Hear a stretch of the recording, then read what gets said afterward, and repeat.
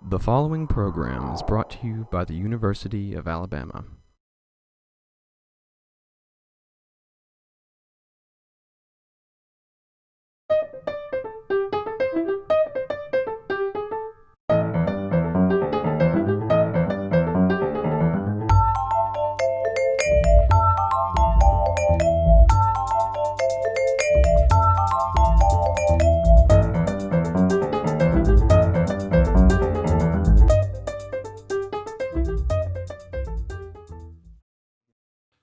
Hank Lazer is the winner of the 2015 Harper Lee Award for Alabama's Distinguished Writer.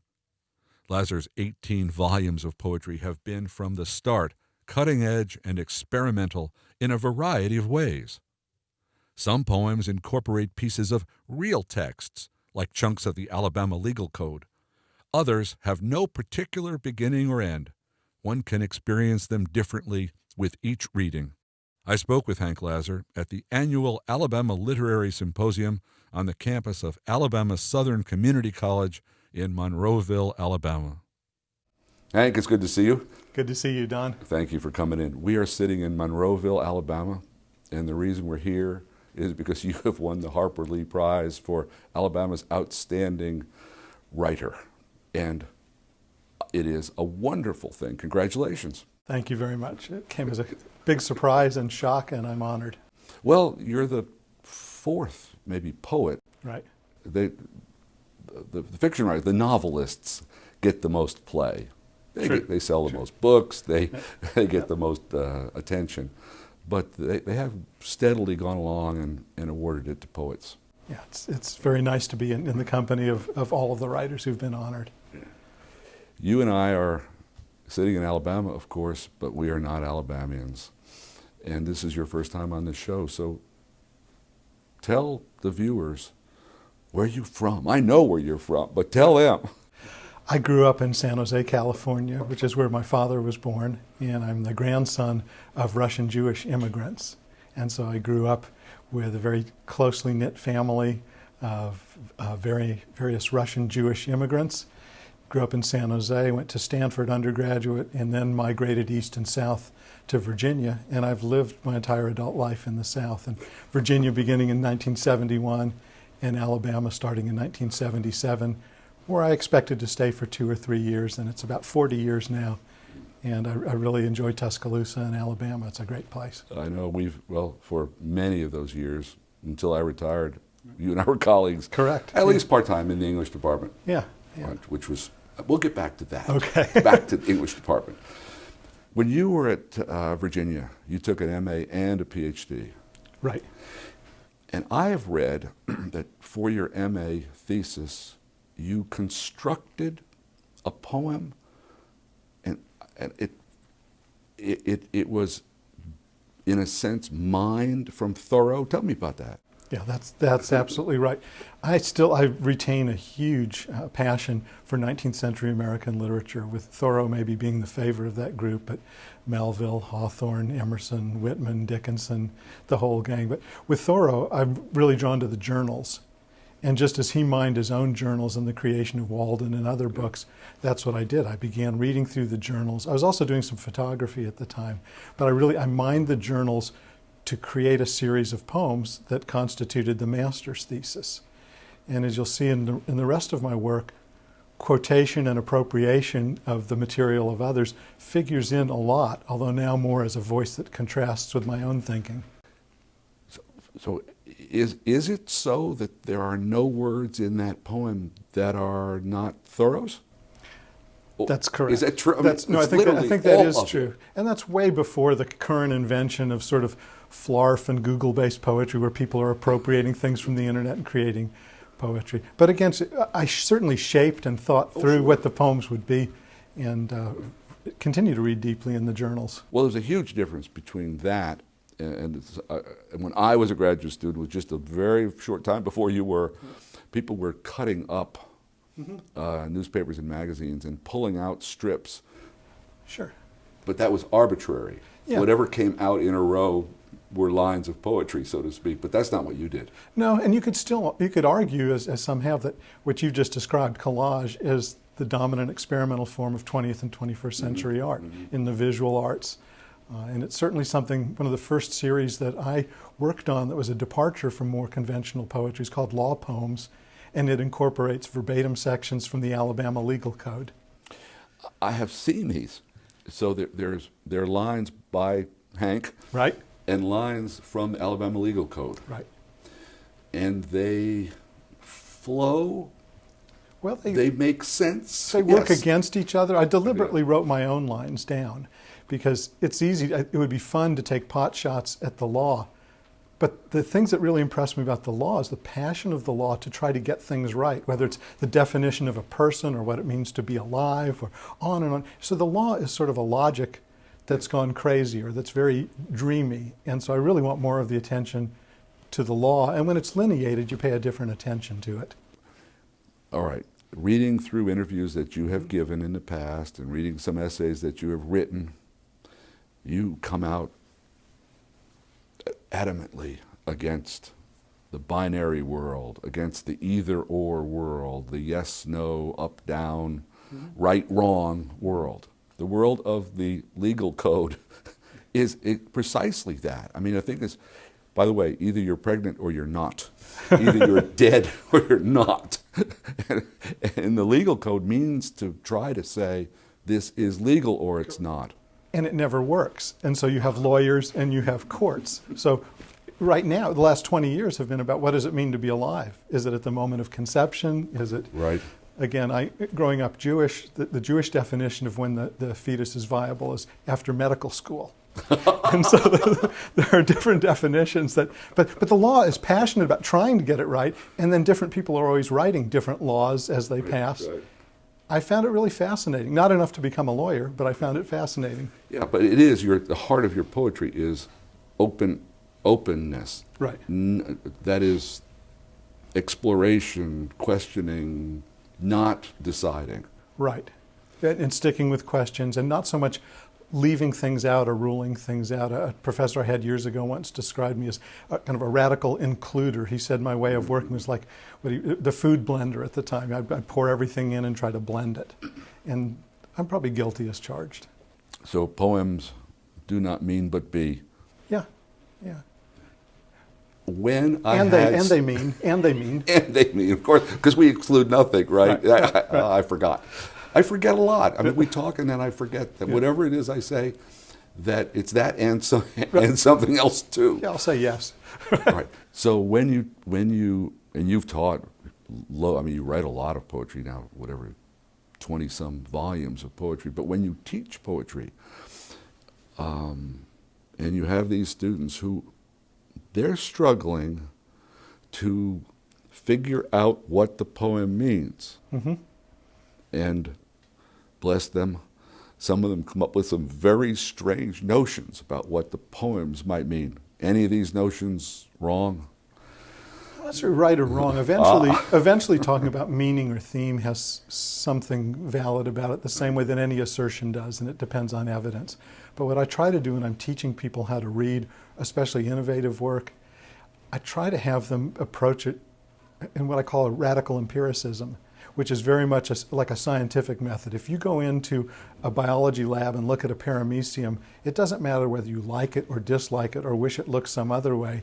The goal is to pay full attention, to be as attentive as you can be. And I try to emphasize pleasure, treating poetry initially as music and listening to it, but being attentive and then trusting one's questions and what one learns from attention. So that theme notion strikes me as kind of a strip mining of an interesting field of language where you say, oh, if I could just figure out the one theme, which typically is something pretty banal like love is difficult or death at an early age is a bummer. These kind of the things that we come up with. That's been said beautifully, though, that last one. It absolutely has been said beautifully. But the greater interest is the how of the saying, to me anyway, and for others it may be something else.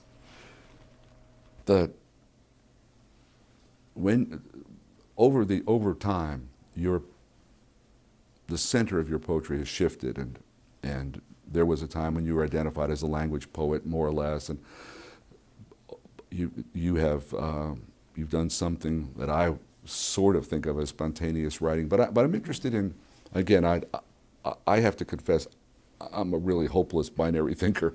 I really do. I can't help it. It's just it's in my marrow. It takes one far. And your notion is that you are opposed to the lyric, opposed to the ego in the confessional, and that was true as a graduate student for you. I understand it. You took a dislike to Robert Lowell. Correct. When you were still 22 or whatever. Yeah, What is it true. about the lyric or the first person or the confessional that really rubs you the wrong way? It isn't so much being a person or having emotions that rubs me the wrong way. It's a kind of fetishized or too comfortable way of expressing those emotions. What my wife, who doesn't like going to poetry readings and doesn't like poetry a whole lot, described after a few poetry readings as singing in the me, me, me choir. It was all about me and my feelings, me feeling this, me. And what's of interest to me, and this comes in part from a George Oppen poem, is the world that we live in. And so if you look at, say, Chinese or Japanese poetry, it's not so much about the person and his or her sensitive feelings. It's the fact that we live in a complex world, an interesting natural world, a complex historical and cultural world. But I don't think it's possible to completely get away, nor would I want to, from the self, from emotions. But I want to set that in a different context where the poem is not just a dramatization of me looking out the window and having a feeling. Much bad poetry is about looking out the window.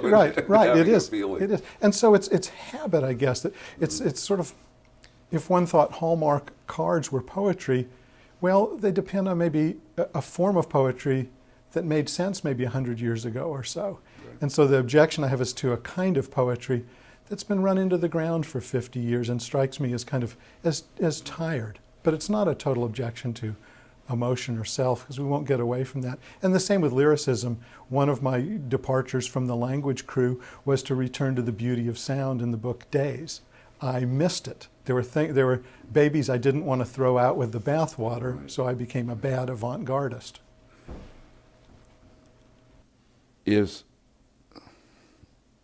are people, until maybe the 19th century, poetry was always oral. I mean, well, for thousands of years it was, and then people the Romans and the Greeks started writing it down a little maybe. But do you think of the delivery system, the optimum delivery system for poems, is it through the ear or through the eye? Yes. Ah, I see. There I went. That's me. I did that. First of all, I dug the hole, then I jumped in. Right. Okay. But it's an interesting. It remains an interesting question, and I'm conservative in the sense that I like the page. I like the feel of paper. I've gone to handwriting now for a lot of work. So, I think what you've just asked is really an important question, especially for younger writers now, because I think poetry is migrating to different places. I think it'll be more multimedia in nature, still dependent on the word as its origin, but its relationship to music, to video is changing. There still is a strong oral component. Places like Penn Sound and Ubu Web have very rich video and audio recordings that make the teaching and learning of poetry a very different thing than it was only 20 years ago. The poetry reading will have to be revised. Yes, and it should be. because people cannot see, especially really obvious. The segue is obvious. I want to talk about your notebooks. Okay. You cannot, if you had a poetry reading, you have some with you. You have several notebooks. You've been getting notebooks of all different sizes and shapes. Some pretty, some normal, some pedestrian, and you write in them in longhand. Right. But you have to see them. Yes, and so and they've presented a problem in terms of how to do poetry readings, but a good problem in that it's led me in different directions. I can show you. Show me some of these. Here are a few of the notebooks. I brought 3 samples with me. They range from really elaborate, beautiful books. This is bound in Hawaiian koa wood. So the pages, I do no drafts, and so every page is radically different in shape and design. Yeah. But each notebook has a different kind of shape or page. This is done by Standard Deluxe. It's probably a $3 notebook. I have to write differently to fill this kind of page. Right. And here's one from the Book Arts program at Alabama. the Hubble Space Telescope photo on the cover. I finally discovered a good blue ink to use after a little over 1,000 pages. But and so that shape necessitates a different kind of reading, which is good. So what I've been doing, almost always am in an environment where I can project images. So while I may be reading it, people will also see the image projected. Or you're going to read us a page from a notebook. Right. I'll read at the reading from N18, a spiral kind of page. Right. Yep. In fact, here. Yeah, take it, yeah. The page that I'll read toward the end today is this page. Read it. Okay. Because I want to watch you read it. Okay. Because you have to, it's a spiral and you can't just hold it up. Correct. So to read this one goes, if on a winter's day a reader, if years from now, or if suddenly now in a morning's clarifying light, if prologue or prelude to whatever love might come your way, if you and I are turning the page together, if verse itself is a version of turning and returning together, of hanging on through the tightest turns, if on a winter's day, if this day, riding together, we arrive, if together we pause to take a reading, may we hear as given guide, as prelude, that ever word onward. And if people saw you reading that in public, they would think that was quite odd. They would think it is quite odd. But it is. Had that report. And I can hear Gertrude Stein in that poem. And Italo Calvino, whose phrase it starts with. Well, Yep. the winters, Yeah. but the repetitions Yes. that Hemingway learned from Stein. So did you. Right. She's somebody I've read a great deal of. And I would expect. repetition and modulation, which you'll also hear a lot in so-called minimalist music, somebody like Steve Reich or John Adams or Philip Glass, a kind of phrase that slightly modifies itself and develops some music. All right, you are a highly intellectual individual. I mean, you read philosophy, you're crazy about Kierkegaard and Heidegger, you've kept up with the French theorists over the years, but the poems in the notebook are not, I won't say they're not thoughtful, that's not my point. Mm-hmm. Again, I'm hung up with this or that. Yeah. But they are, in a sense, they're akin to William Butler Yeats's automatic writing in the sense that once you start, there's no going back. Right. This comes to you. Correct. They are, and in a way it embarrasses me, and I wish it weren't the case, because in my political thinking, I'm much more of a materialist than this suggests, but that's what happens. And so it's akin to calligraphy, or it's akin to improvisation in jazz, or maybe an even more understandable metaphor, I'm a golfer. And it's very much akin to golf. You practice for hours and hours. The swing takes a half a second. What you want to have happen is everything you know how to do flows through you at the moment. And that's what the notebook writing is, a kind of discipline. And so it does, you're right, it does have a lightness to it, a momentary quality to it. There's only so much you can do in that span of time. And while you're swinging the driver, you cannot be thinking about swinging the driver. That's right. And students especially have a hard time understanding that when they're looking for the theme. They think that poets have a thought that they try to put into the work. But everything we do exceeds intention. Even walking up and down the stairs, if we thought about it carefully, we'd fall or not be able to do it. Oh, right. Or even talking. Even this the conversation we're having now. Right. So poetry is kind of a radicalized version of that phenomenon that, sure, I've done all this reading and then a phrase begins to lead me, or in this case of the notebooks, I see a shape, and I'm drawn to a shape. Good. So I give it a try. And your much loved transcendentalists, especially the chief, the poet is the conduit to the oversoul. Right. So you're doing what Emerson imagined the poet to be doing in 1855.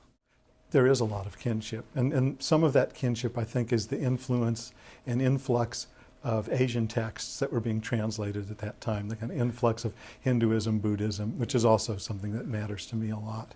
And you are, and we're not, believe me, the last place in the world I ever want to go is identity politics.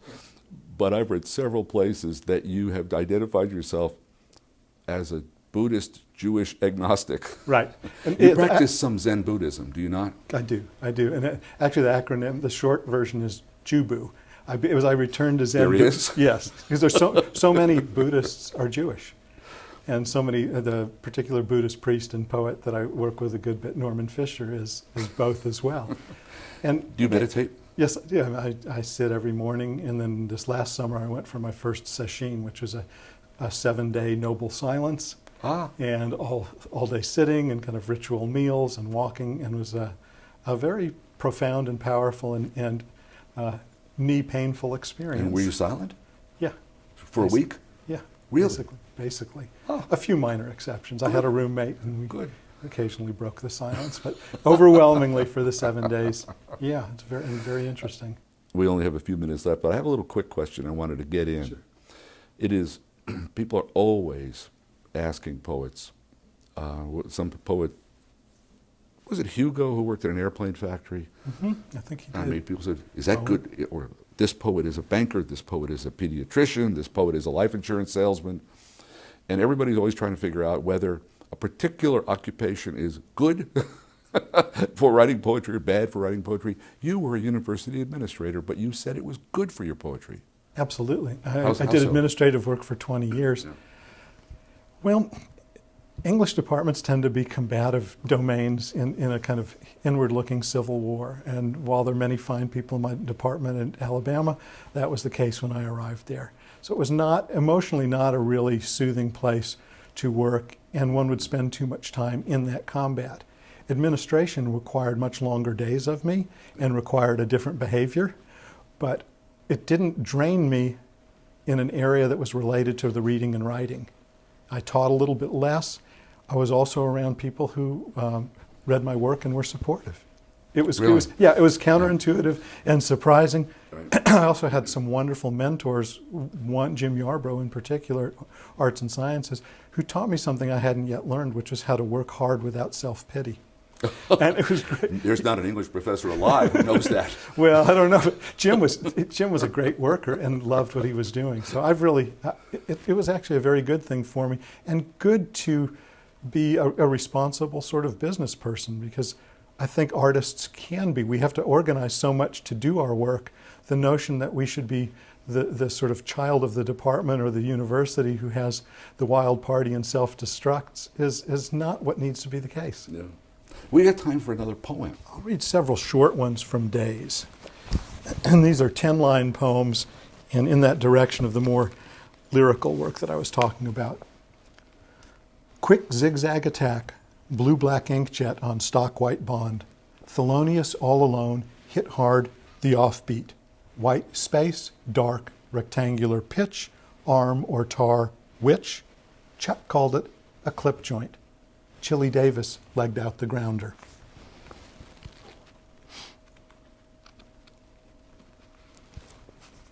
Slow to slogan, voracious to veracity, amen to mendacity, flesh to pleasure, legs to legendary, costly to apostle, mesh to measure, and I wake up next to you. Fabric echoes fabrication. You're making that up. And Country Boy Eddie says, I never etymology I didn't like. The local, not dirt, but deep down in the vowels of the earth. I remember these particularly because they are the links are visual. Right. As you can hear them when you're not looking at them, but when you see them, legendary. It's you see the spellings. You see the spellings and Yeah. and what look like etymology, Country Boy Eddie notwithstanding. We have 1 minute. You've written 30 notebooks, 20 volumes of published verse. In 1 minute, what are you doing next? It's a good question. I think I may be getting close to the end of the notebooks. They're getting harder to write in a way, and so I need to begin to think in another direction. A friend gave me a soft brush pen, and I'm doing sort of pages that are like calligraphy, but in English, and they tend to be very simple statements, one per page, and so I've been doing that a little bit on the side. The honest answer is I'm not 100% sure what to do next. There's also a lot to do with the notebook pages. I'm doing a multi-track sound recording and trying to finish up a jazz collaboration with Andrew Raffo Dewar, which involves soprano sax and spoken voice of the notebooks. So short answer, who knows? I would have expected no other answer except uncertainty, because it is the hallmark. Hank, thank you. Thank you, I've Don. enjoyed reading your work, and I've certainly enjoyed talking. Well, I'm honored that you read the work and that you were able to dig into it and have some fun with it. Right. Thanks.